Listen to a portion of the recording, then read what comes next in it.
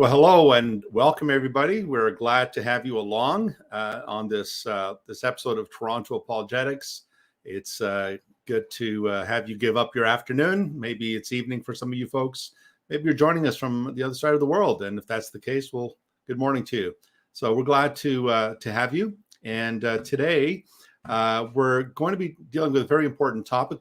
But before jumping in, I just want to say a little bit about Toronto Apologetics and what Toronto Apologetics is about. This ministry is dedicated to the defense of the Christian faith, and it's also a ministry in which we engage with various worldviews and various worldviews that attack the Christian faith, challenge the Christian faith. And so on this program, we deal with some of those critiques. We also deal with political issues. We deal with issues dealing with other religions, whether it be Islam or Hinduism or Judaism, Buddhism, et cetera. And we also deal with political issues that affect the church. And so we're here, as it were, to equip the church and to edify Christians in their walk with Christ. And so today we are going to be dealing with a very important question, and that is the question about what do we do with those who doubt? There have been some high-profile evangelicals who have, as of late, renounced publicly their Christian faith and have walked away and have claimed that Christianity just wasn't their bag, and that Christianity really didn't answer their deep seated questions. And so I thought that I would bring on a dear brother and friend and colleague onto the show who has been dealing with this particular area. And in fact, he has a ministry, a website dedicated to responding to Christians who are having doubts and who are struggling with their faith. And so it gives me great pleasure to bring on my dear brother in Christ, Dr. Jonathan McLatchie. Jonathan, it's so good to see you again, brother. So good to see you again, Tony, as well. Thanks so much for having me on. It's a pleasure, and it's been long overdue. And so I'm so glad to have you on. So Jonathan, can you maybe tell our viewers a little bit about your ministry and about what you do? You, just like myself, you're involved in apologetics, and you've also engaged in debates with various people. Just recently, I understand you had a debate with Yusuf Ismail and Shabir Ali, where you and Samuel Green, you had a tag debate on Isaiah 53 and the suffering servant. But maybe tell us a little bit about yourself so that our viewers can become familiar with you and your work. Absolutely. So professionally, I have a scientific background. So I have a PhD in molecular biology. I did my PhD dissertation on the evolution of the eukaryotic cell cycle, or the cell division cycle. I currently am employed at a Christian college in Boston, Massachusetts, called Sattler College. We are a small liberal arts school. We're the only school in the country, as far as I know, that actually requires, regardless of major, that every student do a year of Greek and a year of Hebrew minimum in order to graduate. So we have programs in computer science and biology and biblical and religious studies and history and so forth. So that's what I do professionally. I also am the founder of a Christian apologetics ministry called talkaboutdoubts.com, where we essentially offer private mentoring sessions to Christians that are struggling with doubts in relation to the veracity of the Christian faith. So we deal with all kinds of topics, including New Testament reliability, miracles, the resurrection, divine hiddenness, problem of evil, evidence for the Exodus from Egypt, and so forth. All of these topics are topics that we've covered, and many others. And we have assembled a team of specialists in different subjects with PhDs in fields ranging from biochemistry, biology, physics, astrophysics, New Testament scholarship, biblical archaeology, biblical Hebrew, psychology. We have therapists, we have pastors on our team. And basically the way that Talk About Doubts works is that someone goes on the website and there's a form there for people to fill out that tells us what their name is, their email address, how we can contact them. And there's a place where they can write a paragraph or two giving a summary of their primary concerns. And then we distribute that to one of our scholars, one of our specialists who has expertise relevant to that particular area. And then that scholar will get in touch with that individual and schedule a private mentoring session via Zoom. And so we've since we launched the new site in December of last year, and since then we've had over 200 requests for private mentoring sessions. And we also now actually have a Discord community for past inquirers who talk about doubts, and we also have weekly hangouts with past inquirers on Tuesday evenings. And we basically alternate between an emotional support group, which is actually run by one of our past inquirers who's since joined our team, and that runs every other week. And then every other week we have an online course on evidences for Christianity, which I'm teaching as well. So that's a little bit about what I do. As you mentioned, I also have done a number of debates, and I also give lectures and presentations. I have a lot of essays as well that you can find written in various venues, in particular on my website, JonathanMcLatchie.com. That's kind of the place to go if you want to check out my writings and essays on various subjects. I'm very interested in science, obviously, with my scientific background. I also am interested in New Testament scholarship and biblical scholarship more broadly as well. So I've written a lot of stuff on the case for the resurrection, New Testament reliability, and I'm also interested in epistemology, and especially religious epistemology, and how we can approach questions of faith and come to a rational conclusion as to which religious system best fits the evidence. Wow, yeah, that's a mouthful, and as you could tell, folks, Dr. McLatchie is very well grounded, very well versed in these areas, and he does have the website right on his cap. Just like the high priest had the mitre on his head, so Jonathan has talkaboutdots.com, talk about doubts, not dots, but doubts.com. And so there's a lot of information in the description box. I've already provided you with Dr. McLatchie's website. Also, there's a biography there about him, a short bio about what he does and his areas of specialization. But talkaboutdots.com, folks, get that website in your computer, on your favorites, because you're going to meet people that are going to, that may have been raised in the Christian church and they're doubting. They have a lot of struggles and so forth and so on.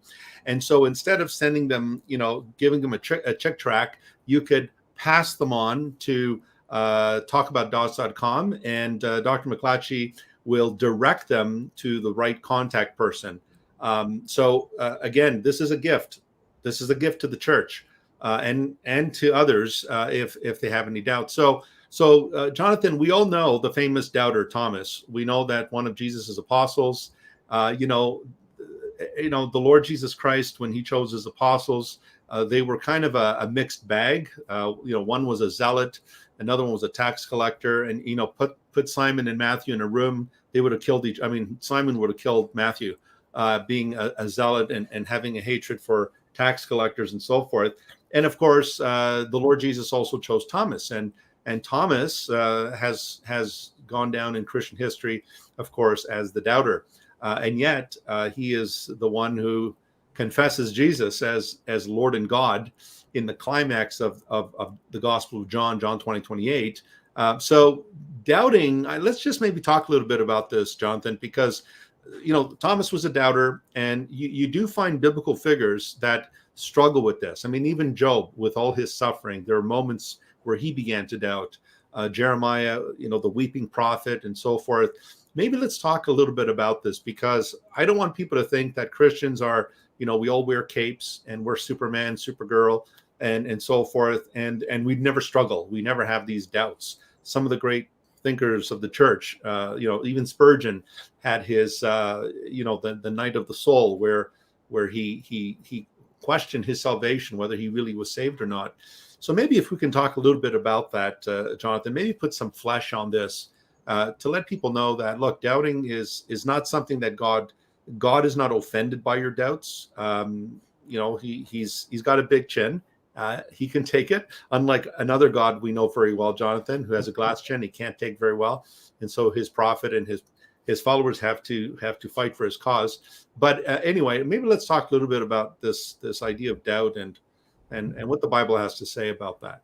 Absolutely, and of course, John the Baptist himself doubted when he was sitting in prison, and in Matthew 11 we read the story of John the Baptist sending some of his disciples to Jesus to ask him, "Are you the one that we've been expecting, or should we wait for another?"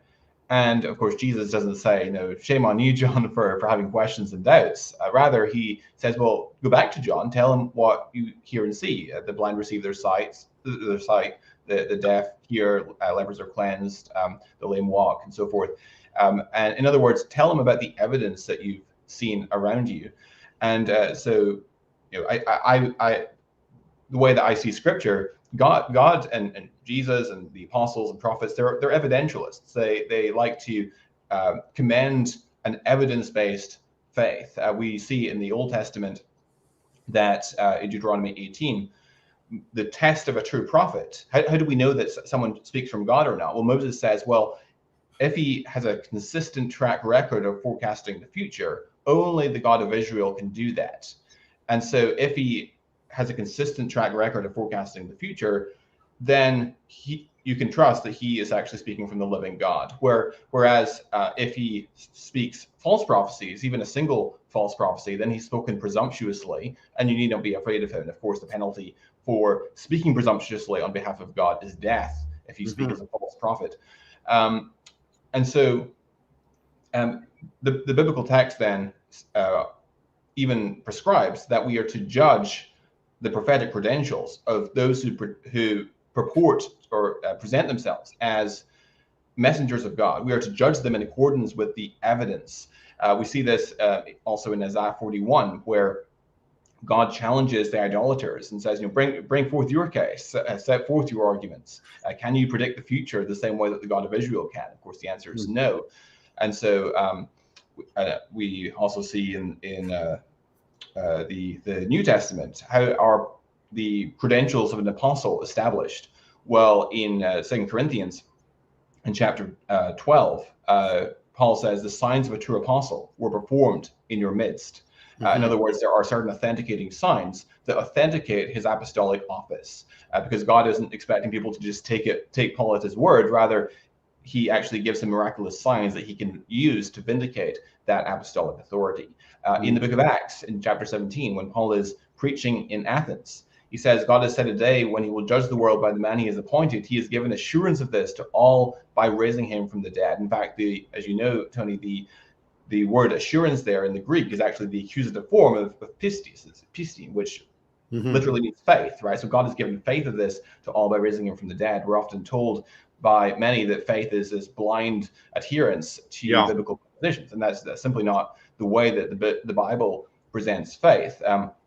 Now we find in the book of Hebrews, there's a common argument that comes up trying to argue that faith is blind. Hebrews 11 verse 1, where it says faith is the substance of things hoped for, the conviction of things unseen. Right. But when you look carefully at the context of Hebrews 11, what's going on there is that if you look, the way that I think the author of Hebrews is defining faith there is that faith is trusting God with his future as yet unrealized promises in view of his past faithfulness. So in the same way that a man might trust his bride on their wedding day to fulfill her wedding vows, not because he's seen her do so, because it's yet future, it hasn't happened already, but nonetheless because of his past experience of her fidelity, her faithfulness, her integrity. And likewise, in view of God's past faithfulness, these individuals who are spoken of in Hebrews 11 in that great faith hall of fame, they trusted God with his future as yet unrealized promises in view of God's past faithfulness. Another text that sometimes is brought up is in John chapter 20, verse 29. This is, as you mentioned, doubting Thomas. And Thomas, of course, requests to see the prints of the nails that went through Jesus' hands and feet and the wound from the spear in Jesus' side. And then he confesses that my Lord and my God, right? Right. And then Jesus in verse 29 says, because you have seen, you have believed. blessed are those who have not seen and yet have believed. And so the skeptic says, there you go. There's Jesus commanding a fideistic type of faith where we don't need evidence or shouldn't have evidence to justify our beliefs. And that's not, I think, what Jesus is saying there. Rather, Jesus is chiding Thomas for having not believed in the face of sufficient evidence. Thomas had been with Jesus throughout his entire ministry. He'd seen the miracles. He'd seen Jesus fulfill prophecies right in front of his eyes. He had the testimony of Jesus' resurrection from the other apostles, whom he had good reason to trust were not going to deceive him about such a matter, and so forth. And so Thomas, in spite of having had all that evidence, nonetheless, that evidence was not sufficient for him. And that's, I think, what Jesus is chiding him for. God doesn't tend to take so well when people demand more evidence than what ought to be rationally sufficient to justify belief. So that, I think, is, in a nutshell, what I think the biblical perspective is on the relationship between faith and evidence. I think, by the way, that we often speak improperly when we talk about faith, when we talk about belief requiring faith. This belief requires faith. Rather, faith is either justified or it's not justified. And the extent to which faith is justified should be directly proportional to the amount of evidence that we have supporting it. And in my judgment, the evidence for Christianity is sufficient to justify very, very strong confidence in the veracity of the Christian gospel. Yeah. No, I think Hebrews 11:1, one of my favorite passages as well. You know, the evidence of things not seen, the substance of things hoped for. You know, a lot of folks think that when they think of faith, you see this usually in the faith and science debates, right, Jonathan? I'm sure you've seen a lot of that happening. A lot of folks, you know, they take the Kierkegaardian view of faith as this leap into the dark. On the contrary, faith is a leap into the light, and faith is something. It is the evidence. It's not this blind hope that I hope it's true and I'm just going to jump into it. I don't know what's out there. I'm just going to jump in. That's not the biblical view of faith. And also in 1 Corinthians 15, Paul lists this list of various witnesses to the resurrection and points out among them were the 500 that saw the risen Christ. Although some of them fell asleep. Now, the purpose for mentioning the 500 is as if to say that, look, some of them are still alive and they can vouch for what I said. And so it's not that Paul, a lot of folks think that Paul just took everything on faith. Well, if he did that, he wouldn't be citing the witnesses to the resurrection. He was bringing them in as evidence for his case for the resurrection as well.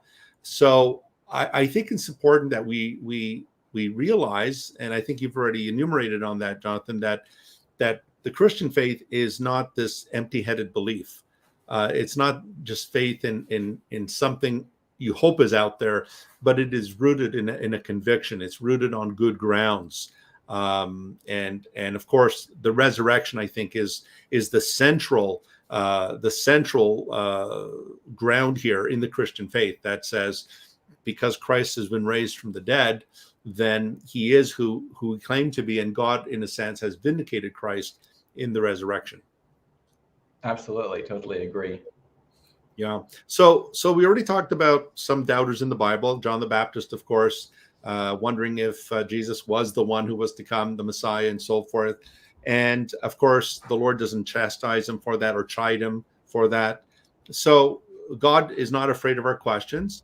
So why do you think it is, Jonathan, that a lot of Christians doubt? What do you think is the source of these doubts? That and again, it doesn't mean that, I'm sure you had your times where you began to, well, you know, am I really saved? And is this really true? I mean, we all go through those dark nights of the soul, as Spurgeon called it.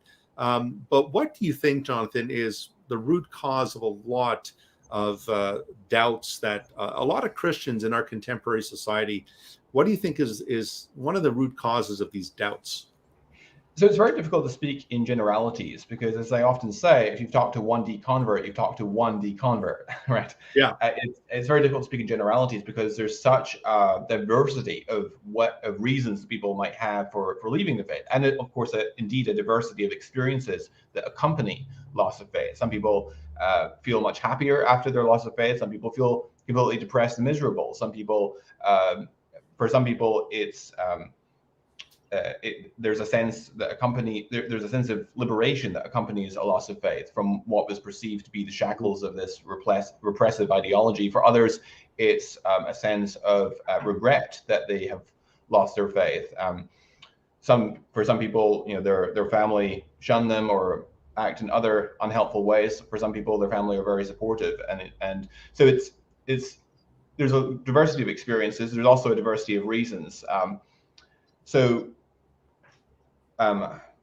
I talk about doubts. We basically encounter everything across the map of reasons that people have for questioning and doubting the Christian faith. There are though some very common mistakes that people make, some intellectual pitfalls that people can fall into, that I think can bring about a loss of faith, which is not necessarily rational. So, for example, one distinction I like to encourage people to make is the distinction between a question and an objection, right? Not every question necessarily translates into an objection.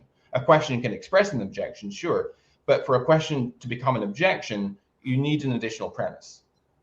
Either we do know the answer, and that entails some sort of internal inconsistency or is at odds with empirical evidence, or we don't know the answer, and if Christianity were true, we should expect to know the answer. Short of that additional premise, it remains simply a question. And we all have unanswered questions. There's no shame, there's nothing wrong with having unanswered questions. Every worldview has unanswered questions. Yeah. It's also not necessarily a problem to have unanswered objections to Christianity, objections that you don't have a fully satisfactory answer for. And there are certain objections that I don't, to this date, have a fully satisfactory answer to. The problem of evil, for example, would be among those.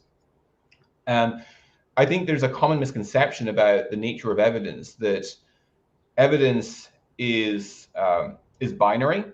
So if you have any evidence going against Christianity, then that is sufficient reason to throw out the whole show. But I think that a more rational way of looking at the matter is to determine, okay, are there more substantive objections, more numerous objections to believing the gospel to be true or to disbelieving it? And in my assessment, though there is evidence both for and against Christianity, as there is for all complex topics, right. The evidence on balance very strongly comes down on the side of Christianity. In fact, I encourage people that if you ever encounter anyone representing a viewpoint regarding any complex matter, and they tell you that all of the evidence is on their side and they don't know of any evidence against it, then that person, probably confirmation bias is a very strong factor in that person's psychology, because for all complex topics, unless we're completely omniscient, which we're not, if we were completely omniscient and we had all the facts at our disposal, then all of the evidence would, with one happy accord, point in the direction of the truth. But since we don't have access to all the information, the evidence is more messy sometimes than we'd like it to be. So that's an important thing also. Also relating to this misconception about evidence being binary, on the flip side, there's a common misconception that to say that X is evidence for Y entails that X has to prove Y, or X has to fully justify Y, and that's not necessarily the case. You can the case for Christianity is not predicated upon a single thread of evidence or a single spectacular piece of evidence. Rather, it's based on a whole meshwork of interconnecting pieces of evidence that convergently point in the direction of Christianity. No one piece of evidence is sufficient to justify Christian belief, but all of the evidences taken in aggregate are sufficient to justify belief. So to take an analogy, imagine someone that has COVID-19. Now, what are some of the symptoms for COVID-19? Well, you've got a headache, you've got a sore throat, you've got a dry cough, fever, chills, and muscle aches, and so forth. Now, if someone said, well, I must have COVID, I have a headache. Well, does that demonstrate that they have COVID-19? Well, no, because there's many other conditions that are consistent with having a headache, right, or a sore throat. Well, there's many other conditions that are consistent with having a sore throat, and so forth. But when you take all of the evidences together, then that is most consistent with the diagnosis that this person, in fact, has COVID-19.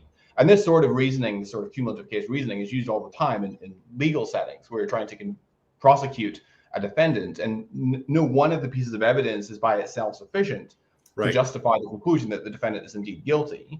But you have to scotch tape together a lot of auxiliary hypotheses to make the data fit, when really one hypothesis would do, which is the defendant committed the crime. And so we have to favor the simplest explanation that makes the most sense of the data and does so with the least strain and the least number of auxiliary hypotheses.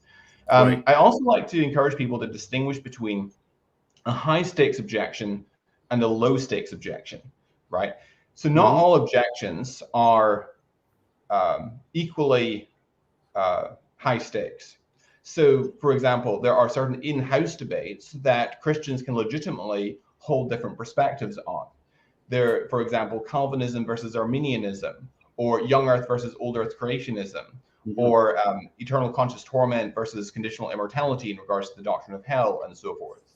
Now, you and I both take positions on all of those topics, but we would both acknowledge, I think, that there's a plurality of viewpoints which are permissible for an Orthodox Christian to embrace.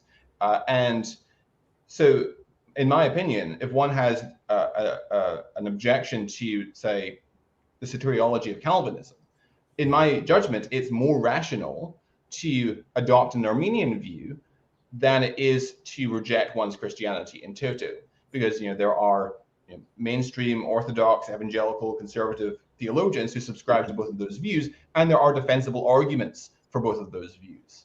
Likewise, if one has an objection to young earth creationism, then the more rational course of action is to embrace old earth creationism and tweak one's hermeneutical approach to the early chapters of Genesis, rather than throwing out Christianity in toto. Whereas on the other hand, if you have an objection to, say, the resurrection, or the historicity of Jesus, or the deity of Christ, or something like that, or the historicity of the Exodus from Egypt, that's much more serious. Yeah. Because these things are core to what Christianity is. If you don't have the resurrection, there is no Christianity. So I think that's a helpful distinction. And in the calls that I do talk about that, I try to encourage people to prioritize the higher stakes issues. Yes, we can certainly talk about the lower stakes issues as well. Happy to do that. But when we all have a limited amount of time, I would encourage people to prioritize the high stakes objections, and then investigate the lower stakes objections once one has a satisfied mind in regards to the higher stake objections. I also encourage people to investigate the evidences, not just against Christianity, but also for Christianity, because I think a lot of times people will investigate the evidence against Christianity. They'll run into a Bart Ehrman, for example, or Dale Allison, or John Dominic Crossan, and they will read those scholars, and they will be completely blindsided by all these critical objections, but they don't have any context because they don't know what the positive case is. Right. And when you have a robust understanding of the positive case for Christianity, that also helps you to contextualize pieces of evidence that actually do run against Christianity, such as the problem of evil, for example, because then you can actually determine, okay, where does the balance of evidence point? In fact, conspiracy theories in science are often started because people only focus on the anomalous data that doesn't quite make sense within the paradigm, but completely overlook that whole pillar of evidence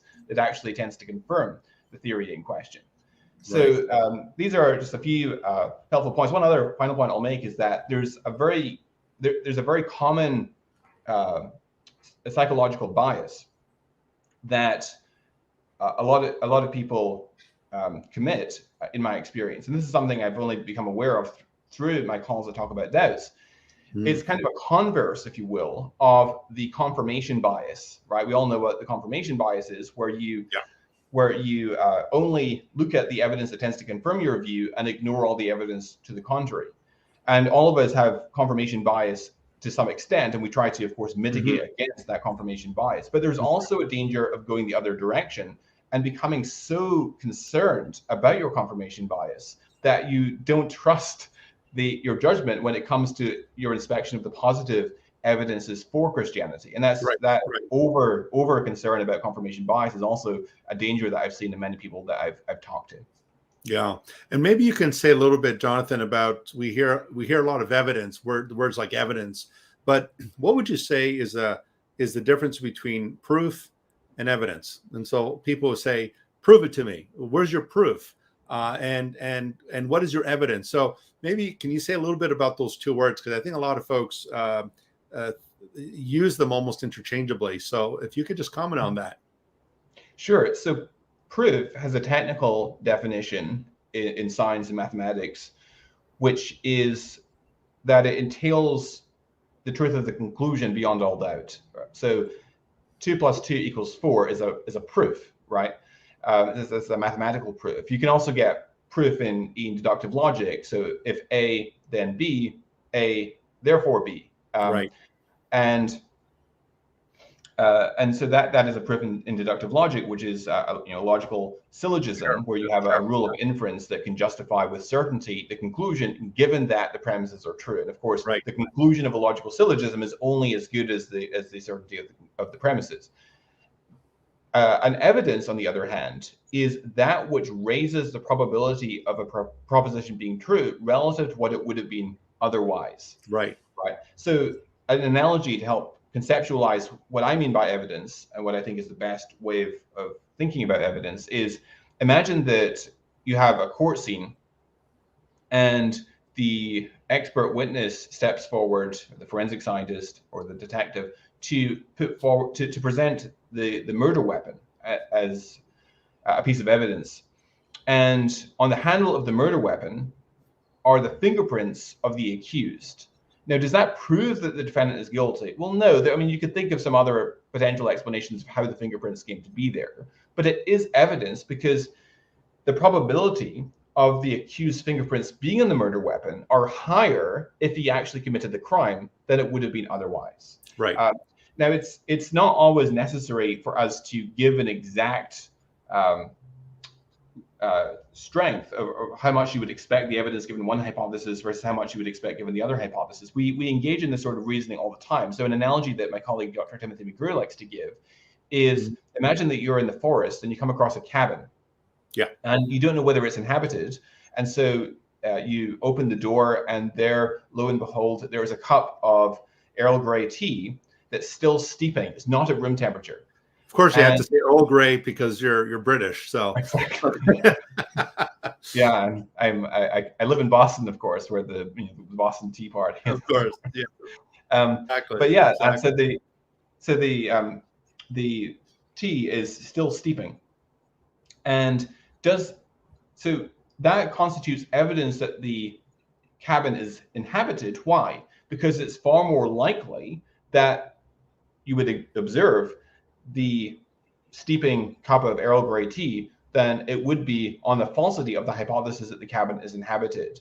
Now, it doesn't necessarily need to be highly probable that if the cabin is inhabited, you would find the cup of Earl Grey tea. In fact, it's quite improbable.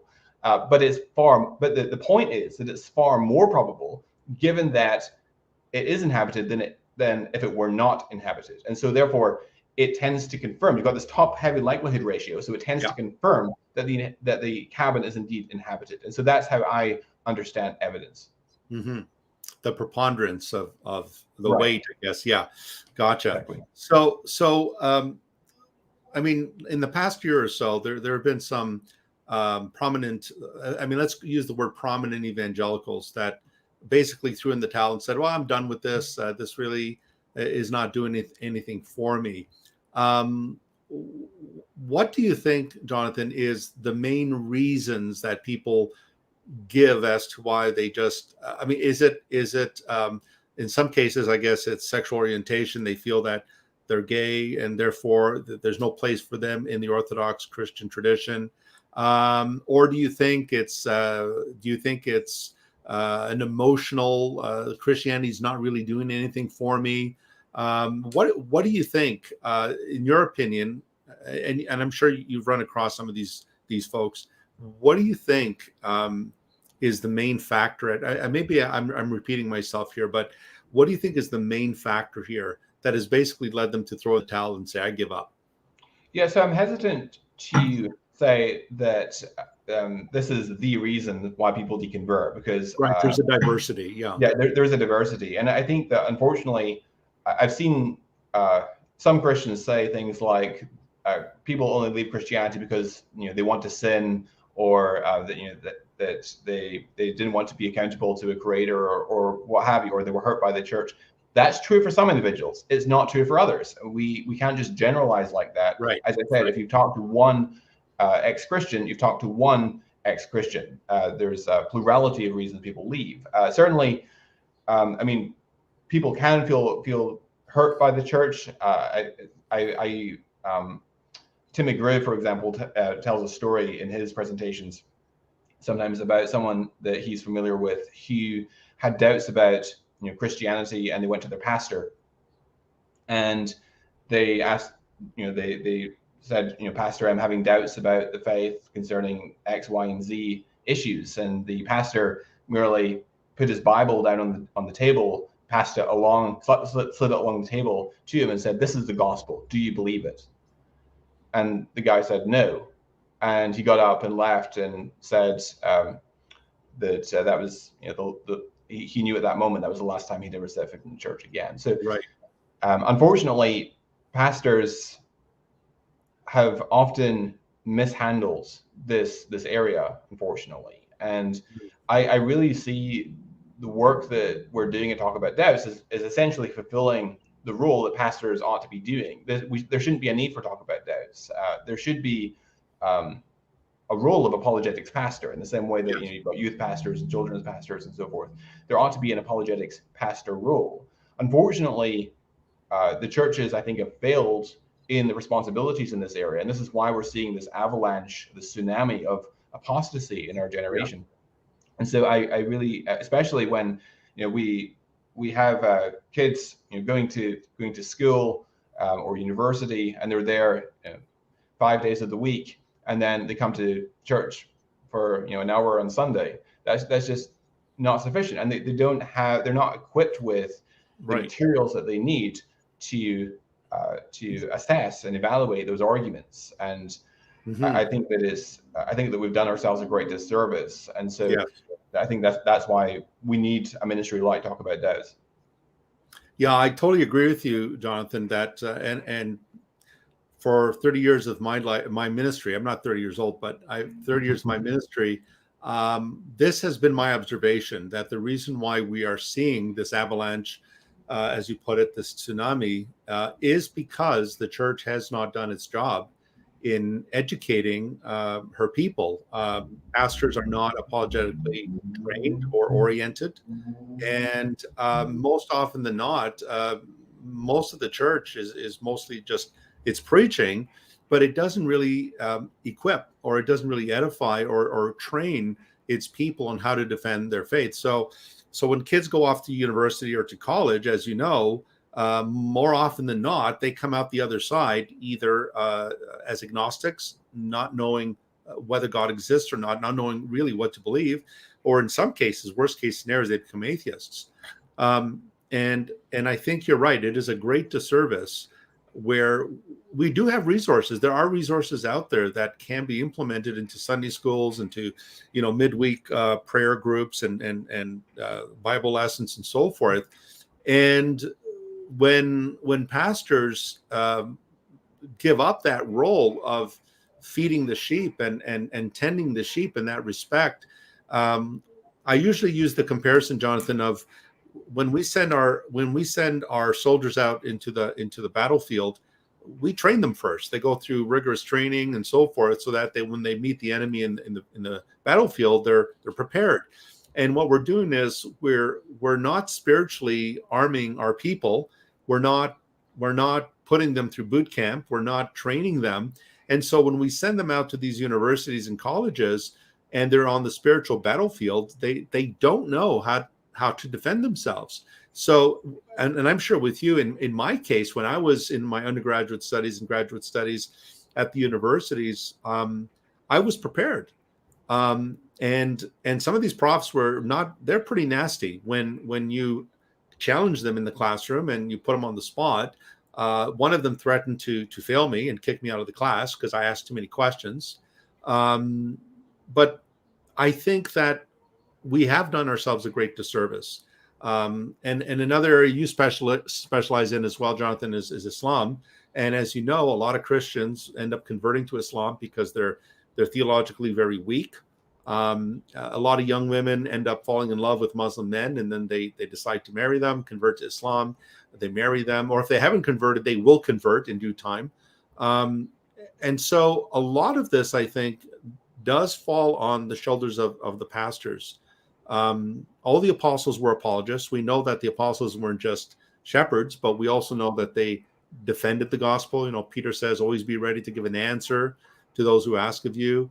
Jude says, content for the faith once for all delivered to the saints. And so it just seems that it has fallen on people like ourselves, as the gatekeepers to train these folks. But it's been my passion to see churches teaching apologetics. And I really believe apologetics is the missing link in the Christian witness. And I really do think that, as you rightfully said, Jonathan, you're seeing the aftermath of what happens when we don't train our people, especially our young people. Right, absolutely. I completely agree. And I think another related problem is that in many churches that people grow up in, they are basically given a my way or the highway theology, or a house of cards theology, where Christianity is a particular pastor's interpretation of the Bible. And so when people go out to university and college and discover there's actually quite a bit of evidence that undermines the idea the earth is 6,000 years old or what have you, then rather than just tweaking their interpretation of the early chapters of Genesis, they throw out Christianity in toto. And I think that we have to, I think that pastors should tell their congregants, that those in their congregations, the full spectrum of views that exist within Orthodox conservative Christianity, and allow people to assess and appraise the evidence for themselves. And also, I like the way Bobby Conway puts this, Pastor Bobby Conway. He says, he wrote the book Doubting Towards Faith, and he says that he wants to be as liberal as possible about his conservatism without lapsing into heresy. And I think that we need to hold the non-essentials of the faith with a loose grip, and hold tightly to the essentials of the faith. And so I think that if we were to do that more, then that would help to mitigate against this tsunami of apostasy that we're observing in our day. So I think that's that would certainly help with the situation. Right. So these questions that come in, Jonathan, what would you say the majority of them are? Are they doubts about God's existence? Are they questions about evolution and creation? Are they doubts about the Bible's credibility and authenticity? What would you say the main doubts are? In which area do you think they lie on? All of the above. Okay. All of the above and a lot more. There's a great diversity. Probably, some of the most popular ones that come in, I guess, would be New Testament reliability, the plausibility of miracles, divine hiddenness, the problem of evil. I'd say these are probably the top ones that come in. The New Testament reliability and the case for miracles, the plausibility of miracles, that's kind of my favorite area to deal with, because I love to point people to the incredible evidence that we have for the resurrection of Jesus. And the argument from hiddenness, I think, is a lot weaker than many people suppose. I have an essay on my website interacting with the problem of divine hiddenness. The problem of evil, I think, is a more difficult challenge, but I think that there is sufficient evidence that Christianity is true to provide an indirect justification for thinking that God has some morally sufficient reason for permitting the evil and suffering that he does in the world, even if that explanation presently eludes us. A common point, by the way, that often gets overlooked on the problem of evil is the instances of evil and suffering in the world are not epistemically independent. And what I mean by that is that if God has a morally sufficient justification for permitting one instance of suffering in the world, then he may well have a similar morally sufficient justification for permitting a second instance and a third instance and so forth. And so there's a depreciating returns by multiplying examples. With each successive example, the evidential value decreases. And so, but by contrast, though, with the case for theism and Christianity more particularly, the evidence is not only extensive, it also varies in kind. You have multiple, a multidisciplinary case for theism and Christianity more specifically. And then another point that often gets overlooked on the problem of evil is that evil and suffering, by their very nature, require conscious objective experience. And you cannot, and conscious objective experience, as people like Richard Swinburne have shown, is far more probable given the supposition of theism than it is on naturalism. And so the evil and suffering actually is quite unlikely, whether you're a theist or a naturalist or an atheist. And, Right. and theism and atheism are, of course, two mutually exhaustive propositions. And so so that also is a relevant consideration. Right. So what happens in cases, Jonathan, where people write in and say, well, what do we do with miracles in other religious traditions? For example, Roman Catholics will usually cite the Marian apparitions, Fatima, for example, or various appearances of Mary and so on, or alleged miracles that have been performed by saints of other religious traditions, whether they be Hindus or Sikhs. What would your response do? What would your response be to those who will say, well, we also got miracles in Islam. We got miracles in Buddhism or Hinduism, and we have these Marian apparitions that are proving the papacy and proving the Roman Catholic Church and so forth. And so what is usually your response to those who try to bring their miracles along as well and say, well, why can't we believe this over your Christian claims? Sure. So you have to look at the particulars of the case, and you have to look at the details. We have to actually take a deep dive into the particulars. And when we look at the case for the resurrection, we find that I think that the case for the Gospels and Acts being rooted in credible eyewitness testimony is extremely compelling. I think that there's sufficient reason to think that the Gospels and Acts are written by individuals who are well informed, they're close up to the facts, they're habitually scrupulous. That being the case, then you have a justification for thinking that the claims in the Gospels and Acts concerning the nature and variety of the resurrection encounters with the risen Jesus are reflective of the testimony of those who were purportedly eyewitnesses of Jesus' resurrection. And when you inspect those testimonial claims, you find that they are multi-sensory in character, involving multiple sensory modes. They're not just individual sightings at a distance and very briefly or something like that, but rather they're group sightings through conversations with Jesus, long discourses with Jesus, physical contact with Jesus. They're, according to Acts 1, extending across a 40-day time period. You've got eating breakfast with Jesus on the shore of the Sea of Galilee. You've got Jesus eating raw fish in their presence in Luke 24 and so forth. So it's a sort of set of testimonial claims that's very difficult to be honestly mistaken about.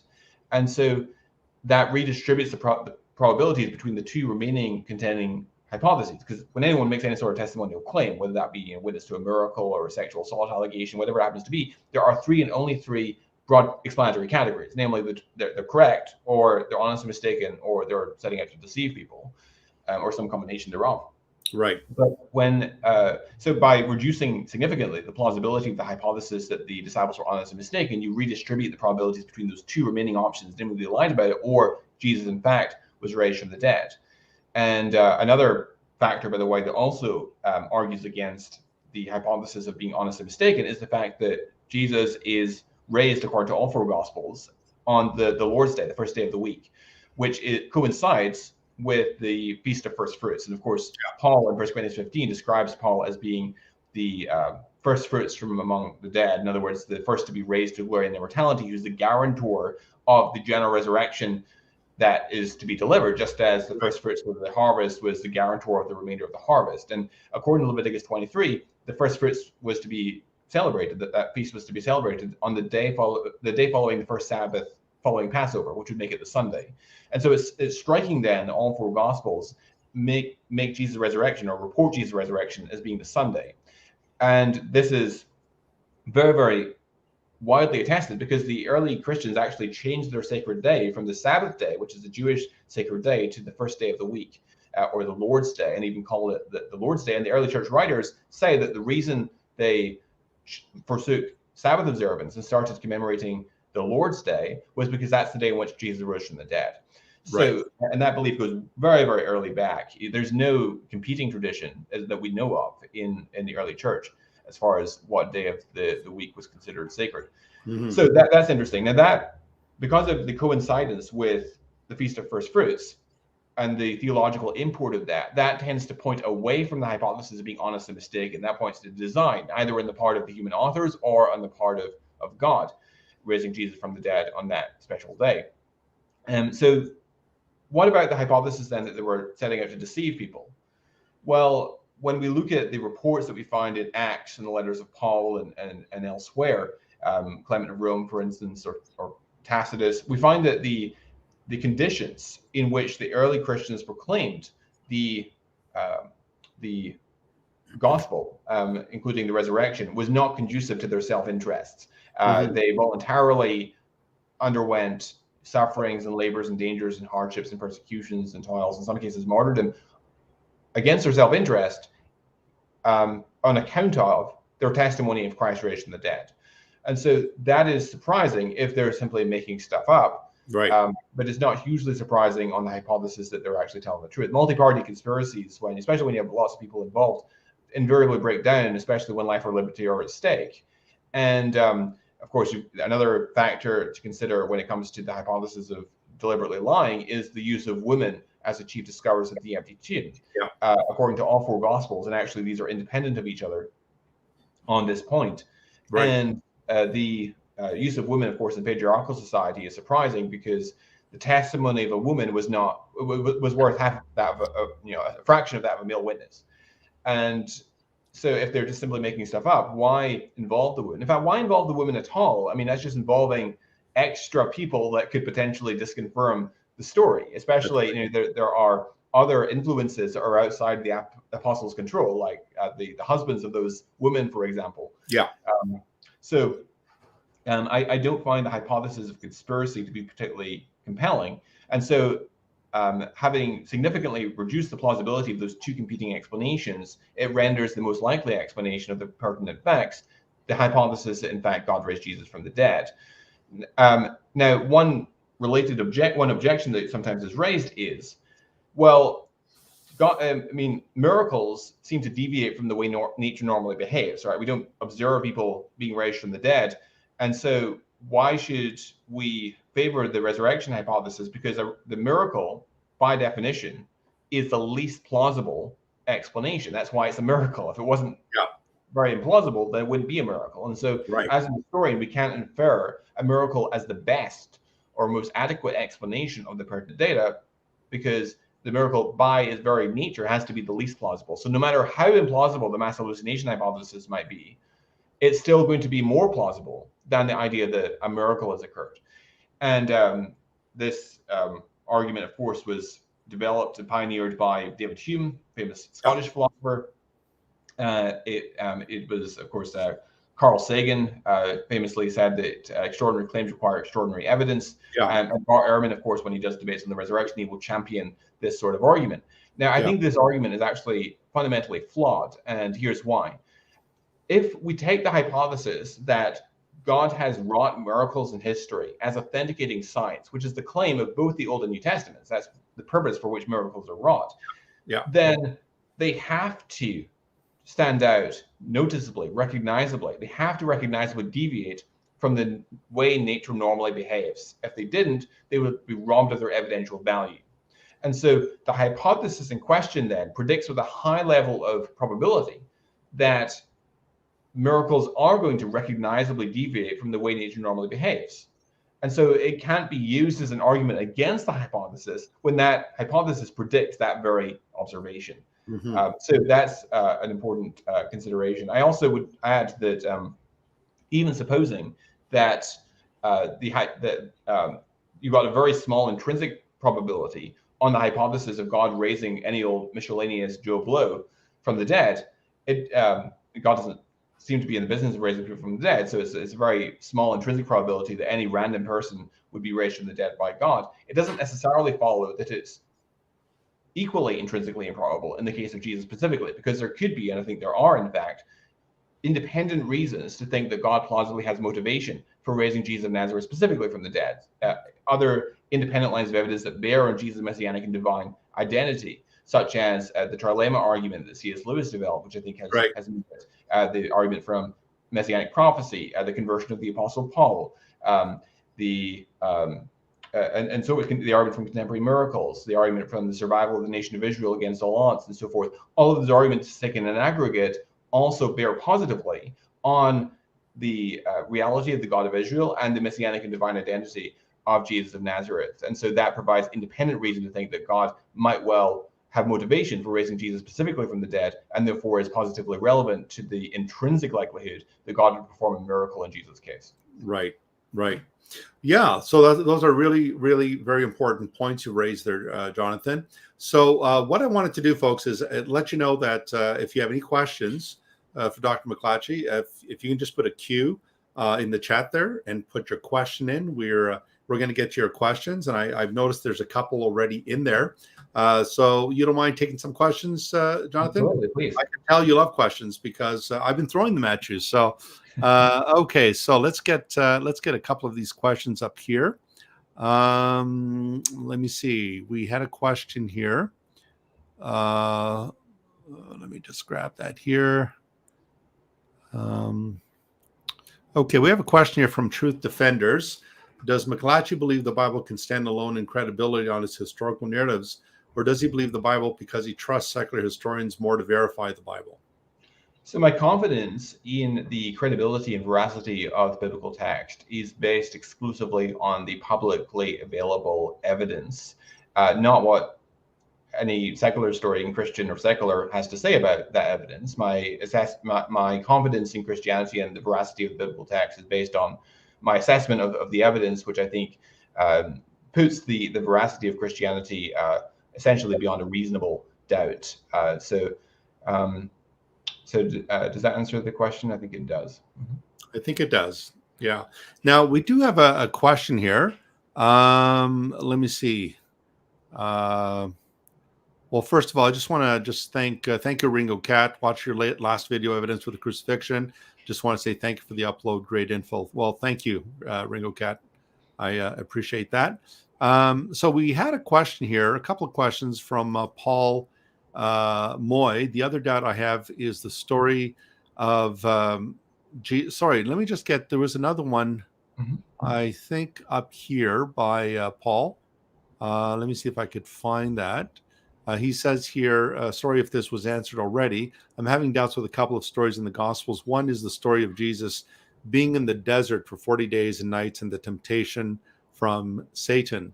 So I'm not sure exactly what the problem is with that narrative, Paul. Not exactly sure. You want to take a jab at it, Jonathan? Yeah, I'm not quite sure. Maybe you could clarify in the chat what his particular concern is. It might be that it's not attested elsewhere, perhaps outside of the Gospels. But that would be, of course, an argument from silence, which is not a very compelling way of arguing, because there's so many counter examples where we have events that you might expect to be in a particular source that aren't. For example, in the first century, you have during the time of Claudius orders all of the Jews to leave Rome, and that is recounted in the book of Acts in chapter 18, because that's why Paul comes to be acquainted with Priscilla and Aquila. Right. But there's that Act is actually the only first century source that talks about it. Now, it is mentioned in a Roman source in the 2nd century, namely Suetonius in his Life of Claudius. But it's surprising that no other source thought to mention it. So, I mean, there's plenty of examples like this. If you are interested in more, there is a good paper by Dr. Timothy McGrew on the argument from silence which talks a lot about these sorts of examples, which I think help to calibrate our expectations of what we should or shouldn't find. Yeah. Well, the temptation narratives, I mean, if the question has to do with there was no one else there other than Jesus, well, we need to understand. I think if we look at the book of Acts, chapter 1, we're told that for 40 days, Jesus appeared to them with many infallible proofs that he was alive. And during that time period, Jesus was a teacher. He would have recounted things to them. He would have brought things to their remembrance and so forth and so on. And so it's not beyond credibility to believe that Jesus would have recounted many of these experiences. And so the temptation narrative does appear in Matthew, does appear in Luke. Some scholars talk about it as being part of the Q material because there's agreement between Matthew and Luke on that.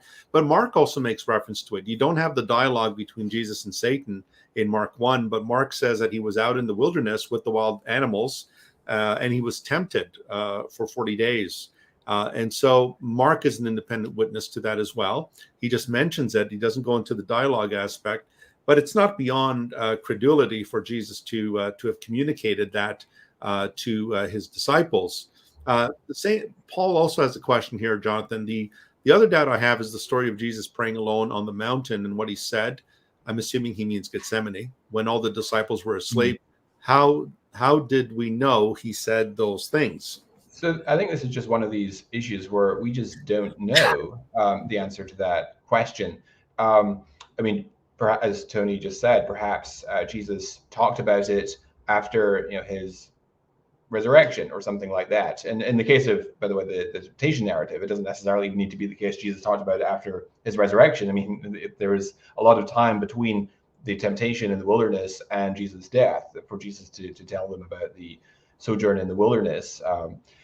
So I don't find those arguments to be particularly compelling. Also, notice, so there are some cases where there are private dialogues where we actually do have some reason in Scripture to postulate why an author might come to know about a particular private dialogue. So, for instance, in Matthew 14, you have Herod talking to his servants. It says that Herod, the Tetrarch, heard about the fame of Jesus, and he said to his servants, this is John the Baptist who's been raised from the dead. That's why these miraculous powers are at work in him. Now, Matthew actually uniquely adds, though this story is also paralleled in Mark, Matthew uniquely adds the words to his servants. Now, presumably this dialogue is happening in the privacy of Herod's own palace. So how does the author of Matthew know what Herod is saying to his servants in the privacy of his own palace? Well, he turned to Luke 8 in the first 3 verses, and we read that there were certain women who followed Jesus from Galilee, one of whom is told to us to be Joanna, the wife of Chusa, Herod's household manager. And so one of Jesus' female disciples is actually married to someone in the highest ranks of Herod's employment, which then illuminates how Matthew presumably could come to know what Herod was saying to his servants in the privacy of his own palace. Yes. And of course, Dr. Lydia McGrew has written on that. I think her book, Hidden in Plain View, I believe, Undesigned Coincidences. Right. And so if you guys have not read Dr. McGrew's book, Lydia McGrew, she's also written a great book on the authenticity of the Gospel of John called The Eye of the Beholder. So both Dr. Lydia McGrew and her husband, Dr. Timothy McGrew, have done a lot of work in this area and have been a great inspiration to both myself and Dr. McLatchie. And another one would also be Jonathan, the servant of the high priest who when Peter cuts off the ear of the servant of the high priest, I mean, John mentions him by name. And how would John know? Well, because we're told that John was known by the high priest. Right. And so John would have had access to this information about his obviously his army or his foot soldiers, his servants, and so forth and so on. So it's a delightful area of study. And I know you've also written, Jonathan, not just in the New Testament, but I know you've also done some undesigned coincidences in the Old Testament as well. Mm-hmm. Absolutely. Yeah. Okay. Well, again, I know Paul does sound like he's struggling here, Jonathan. And so, right. Paul, you've come to the right spot, right place. Talkaboutdots.com is a great website to check out. So just beginning to think the Gospels are making him, I guess, Jesus, more of a mythical person. So, Jonathan, I'll just say something, then I'll hand it over to you. C.S. Lewis, the famous writer, remember what he said, that he's read fables and he's read myths and he's read a lot of these this type of genre of writing. And one of his famous statements was that the Gospels don't read that way. The Gospels don't read like fables and myth and so forth and so on. Do you want to take that on, Jonathan, that question? Absolutely, I'd be glad to. So we talked a little bit about undesigned coincidences. For those of you who aren't familiar with that term, an undesigned coincidence is when you have multiple accounts that concern an event, and they intersect or interlock in a way that's surprising if one is just borrowing from the other, or both are copying from a common source, or if the story is being fictionalized. And this often confirms very minor or very specific details that we find in the gospel accounts. So, for instance, in John 6, in verse 5, we read concerning the piece of the feeding of the 5,000. It says, lifting up his eyes then and seeing that a large crowd was coming toward him, Jesus said to Philip, where do you buy bread so this people may eat? And this very specific detail in John, how does why does Jesus turn to Philip in particular? Why not say Judas Iscariot who's in charge of the money bag or something like that? Well, you turn 6 chapters later to John chapter 12, and here we have a different Passover feast, completely unrelated context. It says, verse 20, among those who went up to worship at the feast were some Greeks. So these came to Philip, who was from Bethsaida in Galilee. So we learn in this very parenthetical, casual remark in John 12 that Philip's actually from a town called Bethsaida in Galilee. Now, we turn over to Luke's account in Luke chapter 9. This is the parallel of the feeding of the 5,000 miracle. And we learn that the event actually takes place in Bethsaida. That's in verse 10. It says, on the return, the apostles told him all they had done, and he took them and drew apart to a town called Bethsaida, and that's where the feeding of the 5,000 takes place. Now, Luke does not mention Philip in this context at all. Right. And John doesn't mention Bethsaida at the setting of the miracle story. But you put the pieces together, and now we have a complete picture of why Jesus turns to Philip in John 6:5. He's a local guy. He knows where the shops are to buy bread. That sort of feature, that sort of coincidence is so artless and casual that I think that it's best explained on the hypothesis that we're dealing here with historical reportage. There's also actually, so the feeding of the 5,000 is actually the only miracle besides the resurrection that's found in all 4 Gospels. And there's another account of the feeding of the 5,000 in Mark 6. And we read in Mark 6, in verse 31, verse 30 and 31, it says, the apostles returned to Jesus and told him all they had done and taught. And he said to them, come away by yourselves to a desolate place and rest a while, for many were coming and going, and they had no leisure even to eat. And so this gives you a picture of the hustle and bustle of the place. It's so busy they can't find leisure to eat their lunch, so they have to go to a deserted area to eat, to get some peace and quiet. But unfortunately for them, the crowds actually follow. And then you get to verse 39, and we read that Jesus commanded the crowds to sit down in groups on the green grass. Now, the grass in Israel is actually not green, it's brown throughout the majority of the year, except at a relatively narrow window of time during the spring that coincides with the Feast of Passover, because of the higher levels of rainfall. So when you go over to John's account, John doesn't mention the people coming and going. He also doesn't mention the green grass, but he does mention in verse 4, now the Passover, the feast of the Jews, was at hand.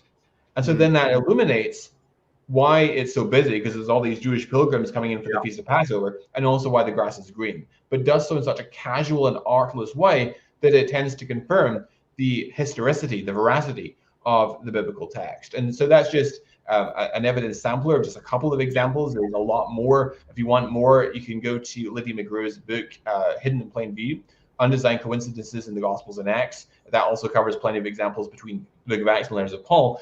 Real quickly, though, there's also, in addition to these undesigned coincidences, there's also extra biblical incidental support for the gospel accounts. An example of that would be, so in Mark chapter 6, you have John the Baptist, who is who's beheaded, but the reason why Herod Antipas has John the Baptist put in prison is given to us in Mark, as that Herod was upset because John the Baptist had been complaining about Herod's adulterous relationship with Herodias, with his brother's wife Herodias, and of course Herod Antipas doesn't like this, so he has John imprisoned.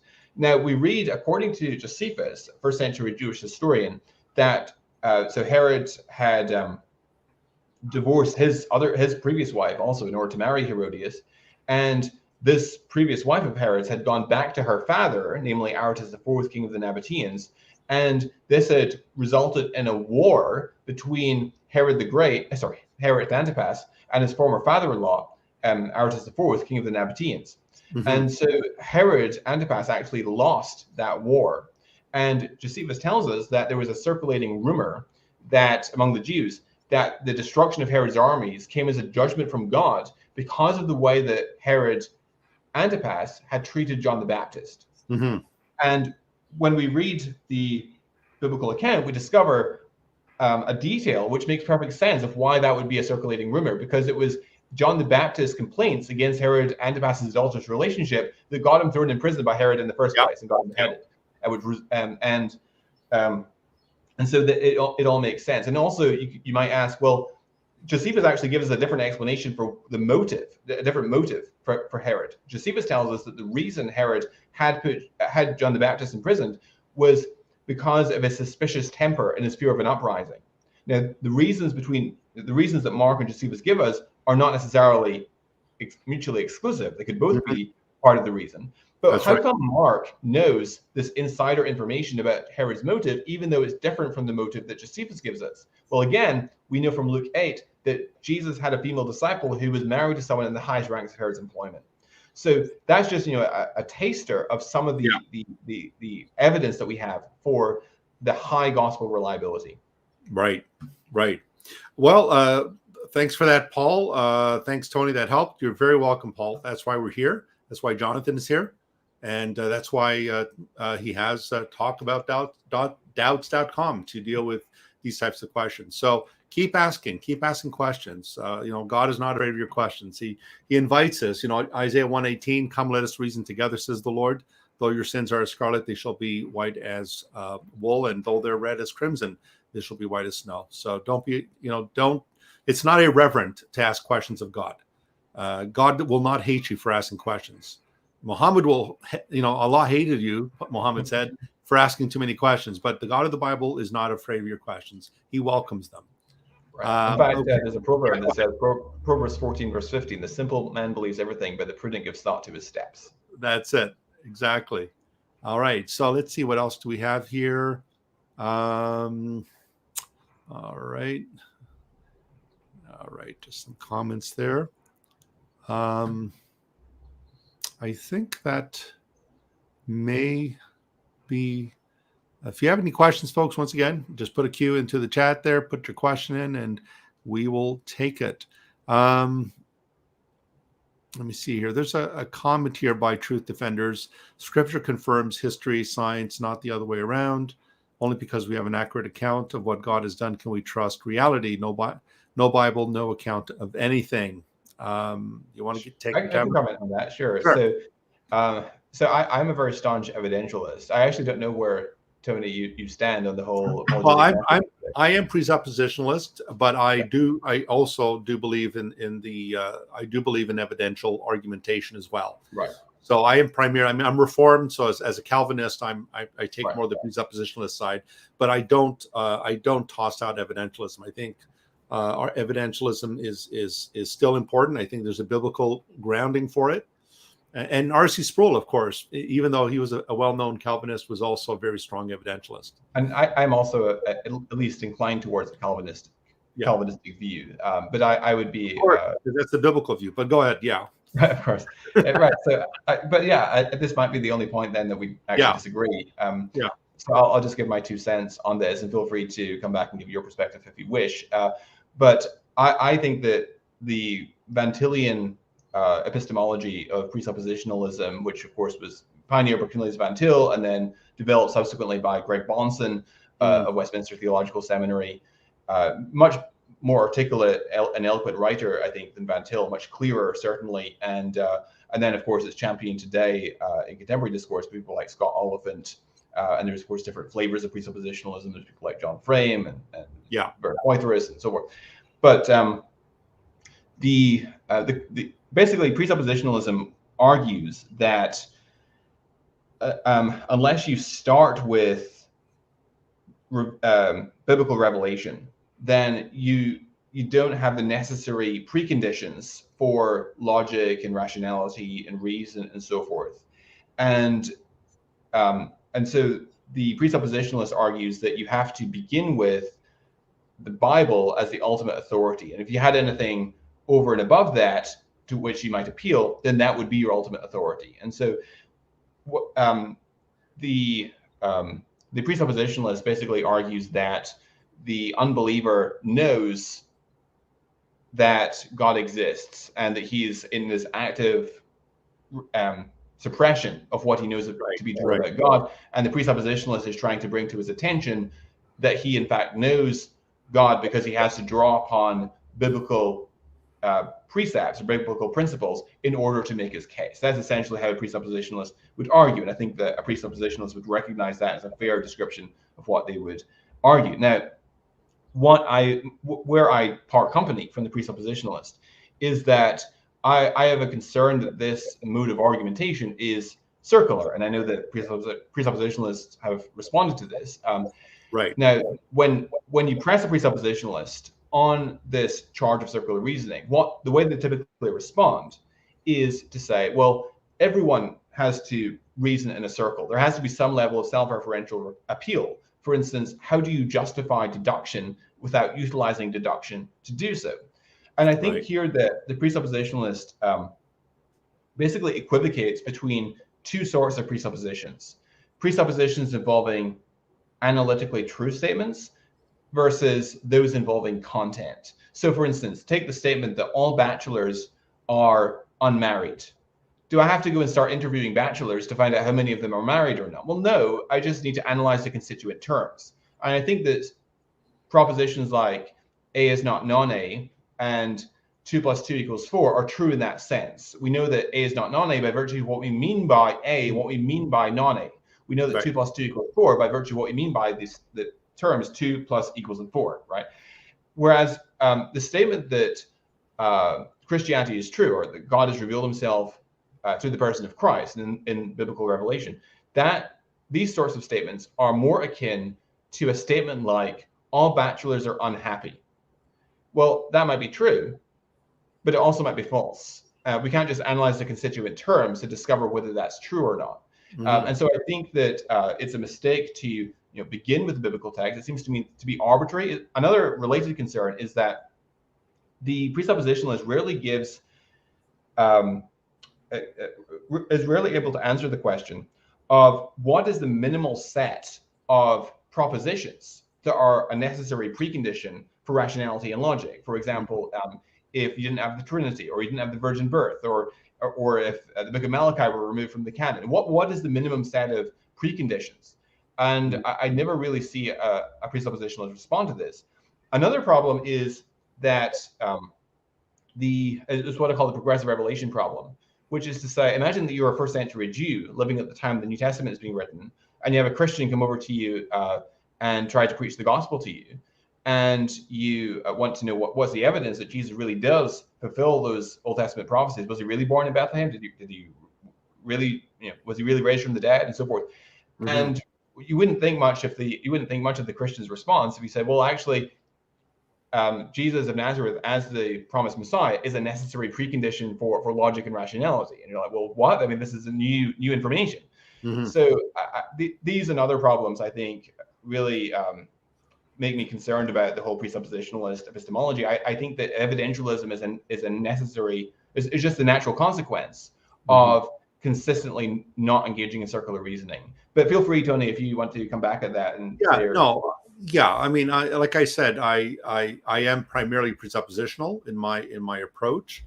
I don't think there's anything you said that I would disagree with. I think that in order for us to have any conversation, we need to presuppose logic. We need to presuppose certain verities and so forth. And I think we would both agree that these are rooted in God. Logic itself is rooted in God.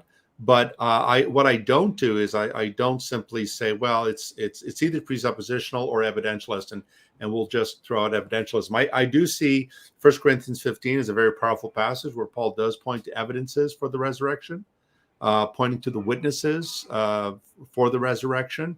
And so in my apologetic work, Jonathan, I've utilized both, and so I think that they're both very helpful tools. I don't think they're contradictory. I think it's how we frame those questions. But personally speaking, in my debates, I've used both.